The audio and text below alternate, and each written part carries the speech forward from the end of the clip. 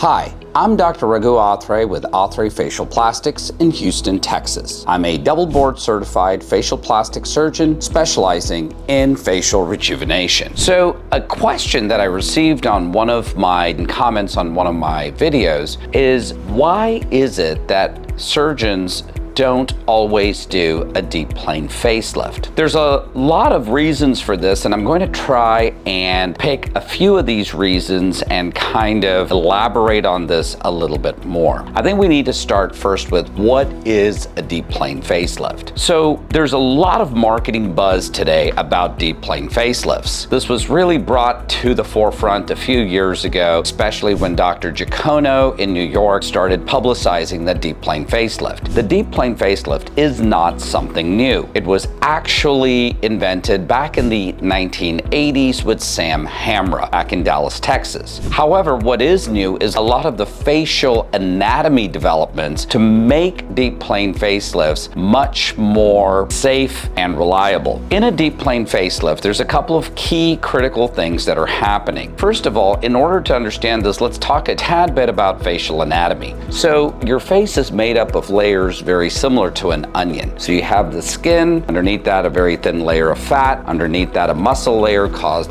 the SMAS layer. Underneath the SMAS layer is a lot of very important stuff like the parotid gland, the muscles that make your face move, and this very important structure called the facial nerve. There are ligaments that basically fixate these tissues to the underlying skull. And you've got your zygomatic ligament, you have a cervical ligament, you have an osteomandibular cutaneous ligament. Okay, these are ligaments that are essentially fixating and allowing this thing to be stuck to the underlying structures. Now, when you do a facelift, these ligaments prevent motion of the tissues in the direction that you want. In a deep plane facelift, you are essentially making an incision. So you see many of my diagrams when I do drawings on a patient have a line that's drawn from here to here.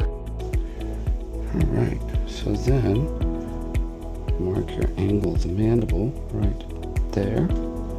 Okay. That's your deep plane entry point.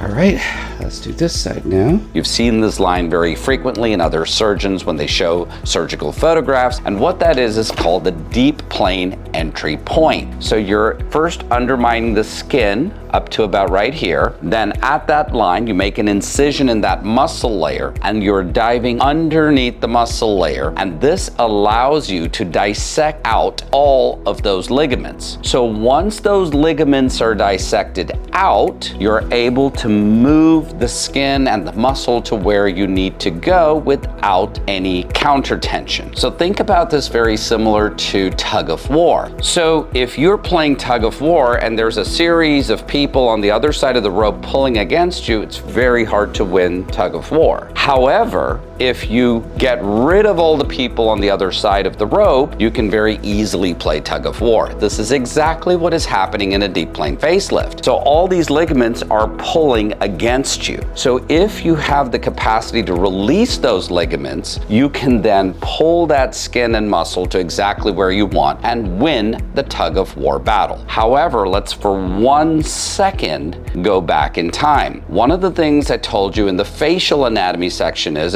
underneath the muscle layer is where all the stuff is. Parotid gland, facial nerve, nerves of facial movement. Okay, this one fact is the primary reason why a lot of surgeons do not do a full deep plane facelift.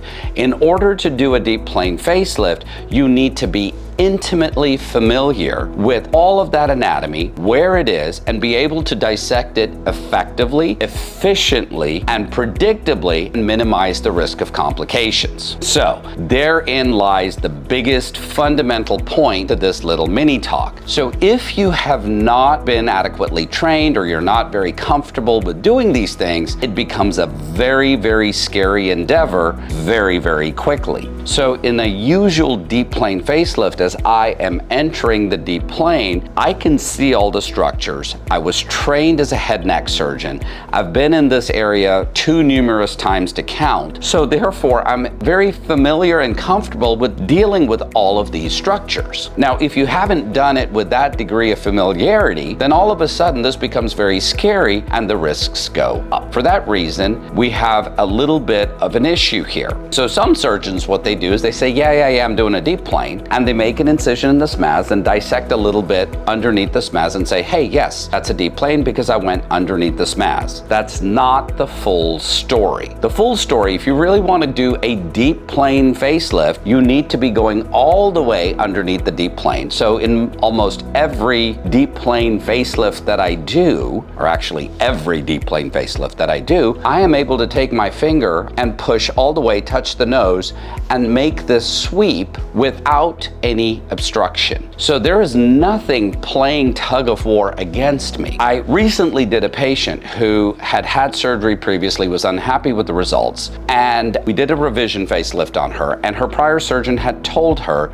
she had had a deep plane facelift. When we got in there, we found scar tissue in this area, which is expected. However, once I made the entry into the deep plane entry point and dissected under the deep plane, there was no evidence of someone ever being there. So that which tells us very critically that nobody has ever lifted those tissues, okay? And the results of this are as follows. When you do not do a deep plane facelift, you have to put quite a bit of tension on these muscles to hold them up. Secondarily, you also have to do quite a bit of tension on the skin to hold it up. And since you're playing tug of war, over time, what's going to happen is that tug of war forces pulling against you is going to artificially pull the tragus out. It's going to make those incision lines look wider, scars are wider, the earlobe looks pulled, the whole ear looks slightly distorted. All of these are stigmata when a full deep plane release has not been done. So in her, this patient that I have just been referencing,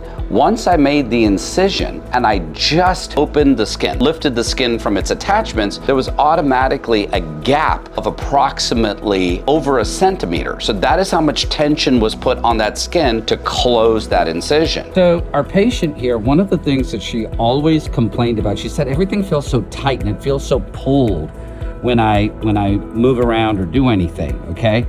All I've done is released everything. I haven't done any lifting, nada, just released it. And this is how much tension the skin flaps were on. This is where the skin wants to live. So what somebody did, instead of doing a deep plane, what they did is they just took this and yanked this. And it didn't survive. How long ago did you have surgery? Almost 3 years. 3 years ago. Didn't even survive 3 years. No, 1 year, almost 1. Okay, because this is her ligaments were never released, so they keep wanting to pull this way. And you can see this is how much was pulled, okay? So this skin is under no tension whatsoever, okay? This is where the skin really wants to live.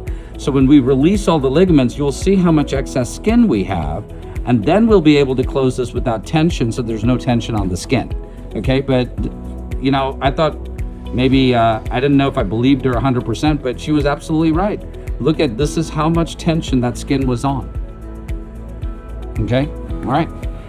On the contrary, once we've done the full deep plane release, gotten rid of all of our competitors on the tug of war field, and lifted that flap and placed it where it's supposed to be, there's no tension on the skin. We actually had excess skin that we needed to trim in order to close the incision. So here is our deep plane that we've lifted. Okay, this goes all the way. Now, we've done a preservation deep plane and we've only elevated the skin up to here, okay?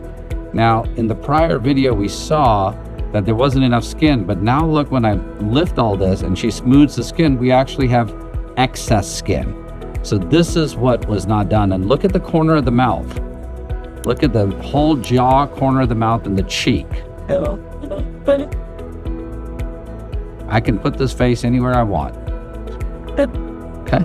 All right, cool. So this is probably one of the reasons why most surgeons are kind of a little wary and a little scared of doing a full deep plane release. There's a lot of very important anatomy, and rightfully so, if they don't feel comfortable doing it, they probably shouldn't be dinking with it. So this lady, after I explained it to her, I said, you know, in all, it's probably a great thing that nobody ever went in there, because that field was virgin and you have no negative sequelae of doing a bad deep plane. So I hope this little mini lecture has been useful in terms of explaining a little bit about why we do deep planes, what's so special about a deep plane, why the deep plane looks a little bit more natural, why the deep plane is the longest lasting facelift, and why many surgeons are reluctant to do a full deep plane release. I thank you very much for watching this video. I know this was kind of a very deep and serious talk. However, I hope you found the content engaging and educational.